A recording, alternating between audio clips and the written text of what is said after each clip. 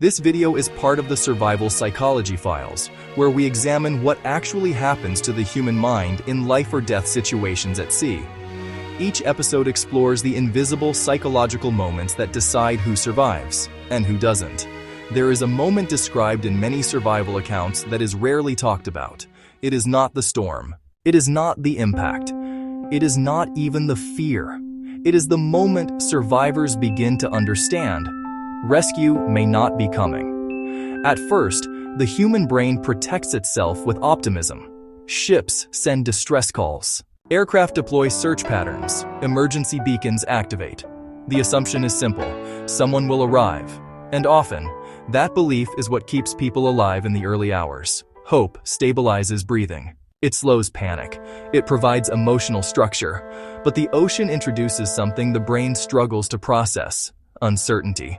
Hours pass. The horizon remains empty. No engine noise, no rotor blades, no distant silhouette. Just water. In every direction. This is where the psychological battle truly begins. Because the brain now faces a dangerous question. How long should I wait before accepting reality? Wait too long and survivors may conserve energy poorly, believing rescue is imminent. Accept reality too fast, and hopelessness can take hold. The balance is delicate. Survival experts often observe a critical transition, the shift from passive hope to active adaptation. The survivors who endure are usually the ones who make this shift early. They stop waiting. They start managing. Managing energy, managing exposure, managing hydration, managing thought. Because once the brain accepts uncertainty, it can begin solving problems again. But not everyone reaches this stage.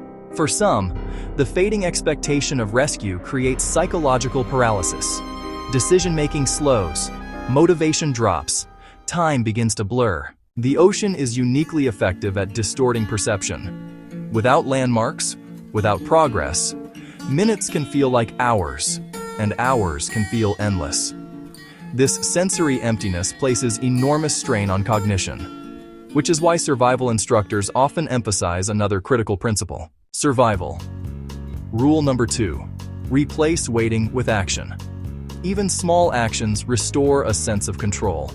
Adjusting flotation, organizing supplies, creating visibility, staying mentally engaged. Action tells the brain, I am still participating in my survival.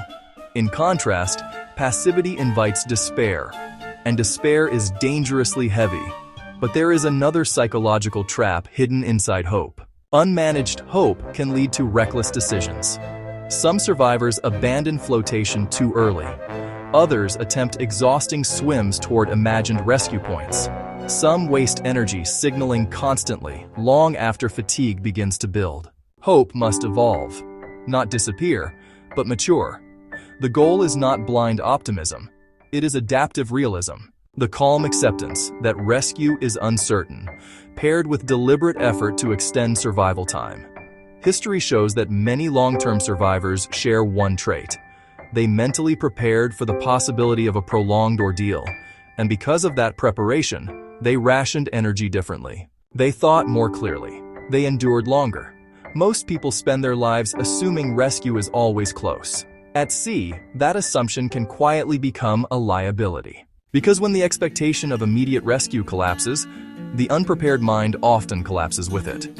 But those who adapt psychologically gain something powerful: time. And at sea, time is survival.